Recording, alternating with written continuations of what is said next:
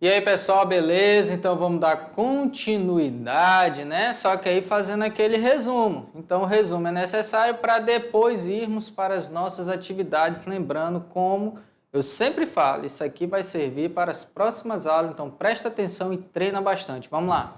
Então, pessoal, aí, os professores Décio, professora Deise, professor McEnroe, em aula 19, né, vetores na segunda parte, agora falando aí das operações. Então, falamos de soma de vetores, né? Para que somar vetores? Para você ter um resultado final chamado vetor resultante. Para você saber de onde você saiu, onde você chegou. Qual a ideia? Vocês viram lá que eu posso andar tantos metros na direção de A, tantos metros na direção e sentido de B e depois no sentido de C, que é o contrário. Então, se você analisar bem, quando eu uso aqui o símbolo de vetor, eu digo que é uma soma direta, não apareceria o sinal negativo aqui no C, mas quando eu retrato aqui só colocando a letra, significa que é número. Quando tem a setinha é vetor, quando tem a letra é só o valor numérico dele. Então, A mais B menos C. Bom, vetores perpendiculares entre si, o que isso significa? Vetores que tenham um ângulo de 90 graus. Então, aí você pode utilizar, lembrando que é a hipotenusa, né, o vetor resultante, e os catetos, aí dependendo qual o sentido do vetor, aí vai mudar os catetos. Nesse caso aí, o D2 seria o adjacente, né, que seria esse aqui o ângulo. Então, o D2 adjacente, o D1 oposto. Aqui a questão da rosa dos ventos, né, que tem uma representação que fica bem legal quando você usa a rosa dos ventos. Aqui somente norte, sul, leste, oeste, mas a rosa dos ventos é bem legal, principalmente quando se fala lá na disciplina de geografia. Então, quando você usa o teorema de Pitágoras, o que é que você vai dizer? Que o quadrado da hipotenusa é igual à soma dos quadrados dos catetos. Então, essa é a regra. E para finalizar, quando eu não posso usar o teorema de Pitágoras? Quando o ângulo é diferente de 90. Teorema de Pitágoras só quando for 90. Então, a regra do paralelogramo é o quê? Unindo os pontos indicados e colocando a seta, você obterá o vetor soma ou o vetor resultante. Como é isso? Origem com origem dos vetores A e B. Eu traço uma reta pontilhada aqui, em relação a B, em relação a A, e eu pego da origem dos dois até a extremidade do que encontra aqui nas linhas pontilhadas, até a ponta dos dois. Então seria, pessoal, como se eu deslocasse o B para cima e o A para o outro lado, só que eu deixo uma representação de pontilhado para que a pessoa não confunda, né, o que está acontecendo aí. Mas lembrando, né? Então, pessoal, olha aqui. Se for na horizontal e na vertical, é muito fácil. Vai somando, o que tiver ao contrário subtrai. Tudo que tiver em um sentido soma, o que tiver no sentido contrário subtrai. O que é que nós falamos? Geralmente que para a direita vai ser positivo e para a esquerda vai ser negativo. Subindo positivo, descendo negativo. Inclinado, subindo positivo, inclinado, descendo negativo. Teorema de Pitágoras, quando o ângulo é de 90 graus. Ângulo diferente de 90 e de 180, na realidade, né? Quando você tem mesma direção, é 0 graus. Mesma direção, todos eles direção e sentido. Quando está na direção só que sentido oposto, seria 180. Você pegar aqui e fazer isso, 180. Quando é 90, Teorema de Pitágoras. Quando é diferente de 90, eu vou usar a representação da regra do paralelogramo. Beleza? Então, vão lá fazer as atividades, já eu volto fazendo as correções.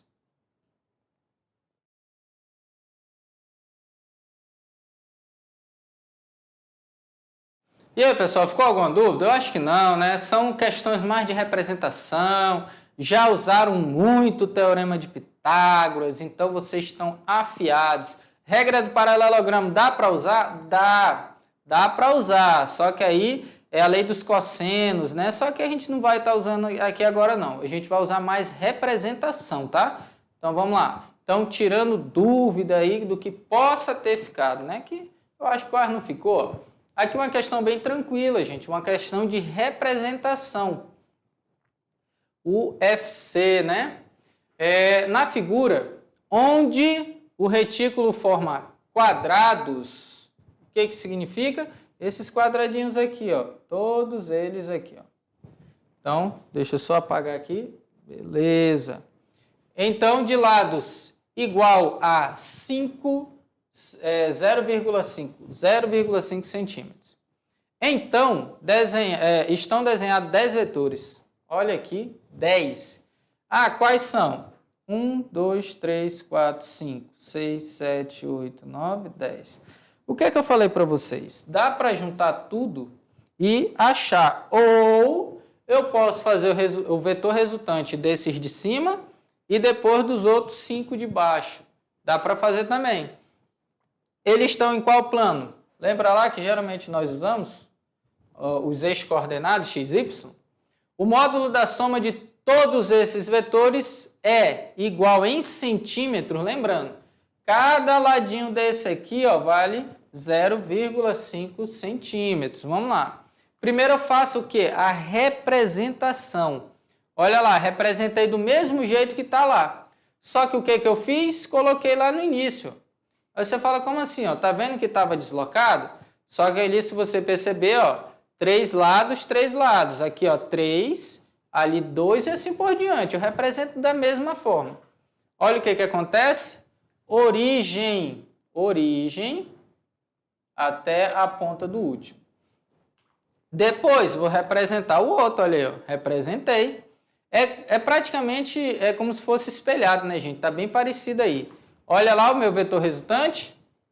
Origem com a ponta do último. Agora, o que eu vou fazer? Professor, como é que eu resolvo isso?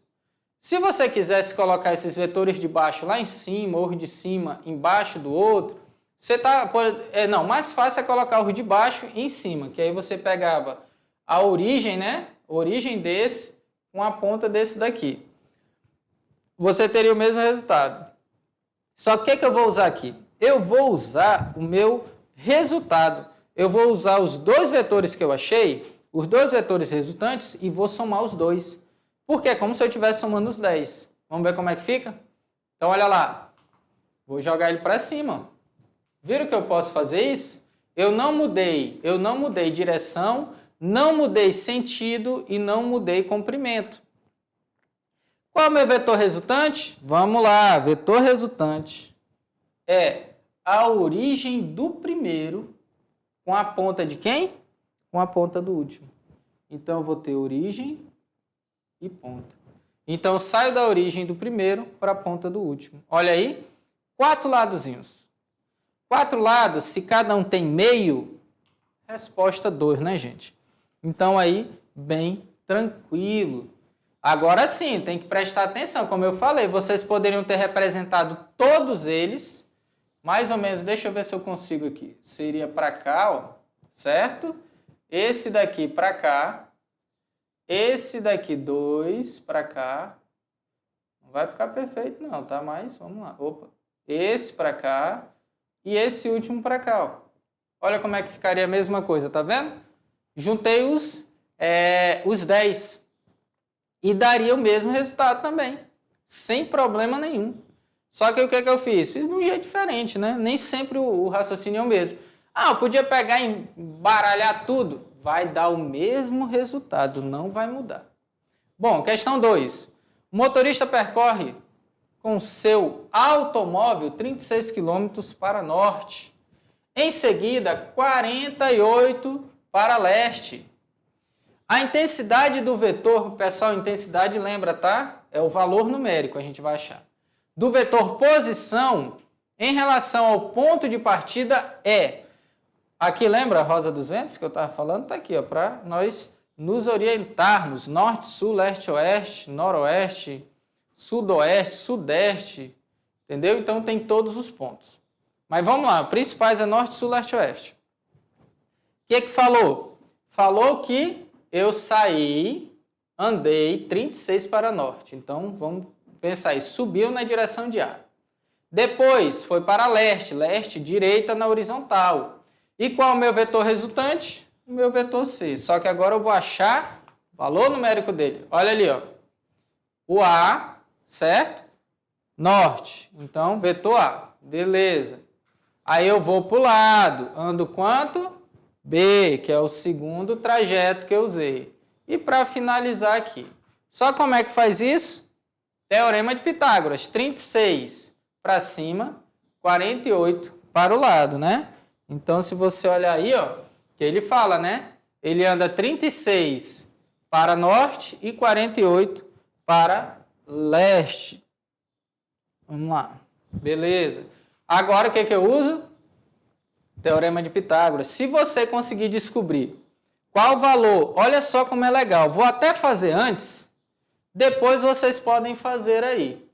Lembra o que eu falei? Se for proporcional àqueles valores, vamos ver. Um é 3, o outro é 4, né? Qual número multiplicado por 3 dá 36? 12. Qual o número que multiplicado por 4, desculpa. Se eu multiplicar 3 vezes 12, imagina aqui, ó, 12. Você já vai entender o 12 aqui. 12. Se aqui, como aqui geralmente, ó, 3 vezes 12, 36. 3, ou 4 seria aqui, vezes 12, 48. Então, o outro que é 5, só é eu multiplicar.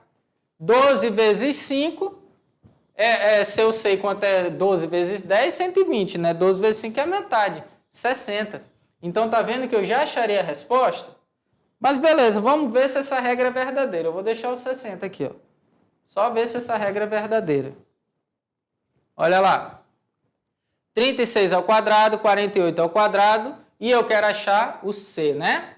Então, vamos lá. Se fosse 3, 4 e 5. Lembrando, se for múltiplos dele, eu acho direto. Só multipliquei por 12 todos os lados e achei. Então, vai dar 1.296, 2.304. Soma isso, dá 3.600. A raiz de 3.600, 3.660. Olha aí, eu nem precisaria ter feito todo esse cálculo. Olha o que eu estou falando, mas por que eu uso isso? Não vai dizer assim, professor, então eu resolvo rapidinho, só faça a multiplicação. Não é multiplicação, gente. É proporção. Significa, se é proporcional, devido a alguns ângulos no triângulo retângulo, eu consigo fazer isso. Pela regra de proporção. Se eu pego um número, multiplico todos os valores que eu tenho, 3, 4 e 5, eu chego nesses valores, 36, 48 e 60. Então, não é macete, é uma ideia que você olha, então é proporcional, só eu multiplicar. Fechou. É isso que você tem que entender, a ideia de proporção. É como se eu fosse só aumentando o triângulo, mas eu não mudo os seus ângulos, é devido aos ângulos do triângulo retângulo. Então, volta lá. Então, dá uma olhadinha, veja a resolução. Dá para fazer com as contas? Dá, você vai fazer mais contas, só isso. Mas lembrando que quem pensa antes de agir tem menos trabalho.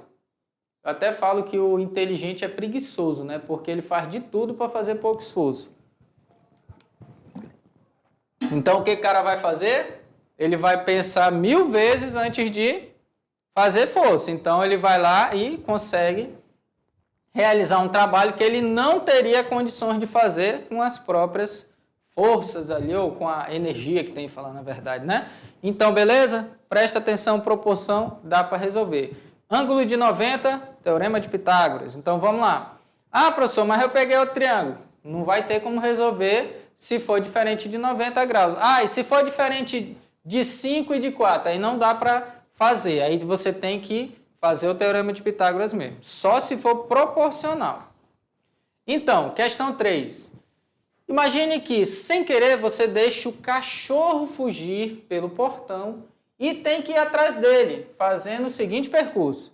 Sai de casa e corre 2 quarteirões para o norte, dobra a esquina correndo mais 2 quarteirões para o oeste, virando a seguir novamente à esquerda, correndo mais 2 quarteirões para o sul. Até que o cachorro para. Sabendo que cada quarteirão mede 80 metros, qual foi o deslocamento realizado pelo cachorro? Aí tem as opções, né? Então, olha aí, 480 metros.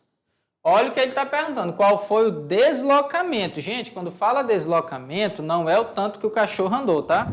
Então, pessoal, olha só. Se o cachorro fugiu, fez todo esse trajeto, aonde ele está? Beleza, ele está ali. Se eu andar direto, qual a distância que eu vou percorrer? Deslocamento é isso, é de onde eu saí aonde eu cheguei, tá? Vamos lá? Então, continuando aí. Então, olha só. Olha aqui a representação. O cachorrinho vai correr, igual foi falado, numa direção norte, oeste, sul. Parou. Pronto. Qual é o deslocamento? É daqui para cá, ó. Só isso aqui é o deslocamento, não é a trajetória que é o total que ele andou. É o deslocamento. Então, o meu deslocamento é 160 metros para oeste. Lembra que aqui, ó, 80, 80, cada quadra. Então, somos 2, 160. Fechou. Aí. Tranquilinho. Agora, vamos para uma questão de Enem, né? Unifesp 2002. Na figura são dados os vetores A, B e C. Sendo U, olha esse aqui, U, a unidade de medida do módulo desses vetores. Pode-se afirmar que o vetor, olha só, o vetor D, que é a soma de A, de B e de C, vale quanto? Lembrando que dois ladinhos vale U, né? Se eu somar dois ladinhos do quadradinho, vale U. Lembra que não é só um ladinho, não. Vamos lá. Então, quanto vai valer? No final de tudo, quando eu juntar A, juntar o B e juntar o C, vai dar quanto? Hã? Então, olha aí. Lembrando aqui, ó, que é A menos B, tá? Quando eu falo menos B, o que que acontece? Se o meu B positivo está apontando para cima, o meu B negativo vai apontar para onde? Ao contrário, tá? Então, é aí que está a jogada dessa questão. Então, olha o que que acontece. O meu vetor menos B é o contrário. Se eu fosse somar o B, eu teria que, ó, só colocar aqui direto. Eu teria que colocar o B aqui, ó, como se fosse aqui, certo? Só que entenda uma coisa, o menos B não é. O menos B é o sentido oposto. Então, olha o que que eu faço. Quando eu somo eles, eu vou e volto para o mesmo ponto. Eu não saio do lugar. E para finalizar, o meu resultado final é só o C. Porque eu teria que colocar o C lá na ponta, só que não tem espaço aqui na tela, né? Então, o que que acontece? Ele tem duas unidades. Por que duas, professor? Porque, ó, cada lado aqui eu tenho U. U aqui, mais outro U aqui. Então, 2U. E sua orientação é vertical para baixo, né? Porque está mostrando aqui, ó. Vertical e a seta apontando para baixo. Então, olha bem aí, sempre prestar atenção. Pessoal, olha aqui. Se o meu vetor aponta numa direção, eu pego e mudo o sinal, o que que eu vou fazer? Ele vai apontar para o outro lado. Então, é só isso que faz. Como lá era B no gráfico, vamos voltar lá rapidinho? Olha aí, como aqui era B, ó, eu tenho que colocar menos B ao contrário, tá? Presta atenção nisso. Se fosse o A, eu inverteria o A. E se fosse o C, eu inverteria o C. Tranquilo? Então, beleza. E a resposta final, 2. Então, pessoal, só falta mais uma aulinha. Nós vamos terminar esse conteúdo com a parte 3 de vetores. Aí sim, nós vamos iniciar outros conteúdos que é necessário. Beleza? E principalmente ler de Newton. Tranquilo? Fechou? Então, até a próxima. Tchau!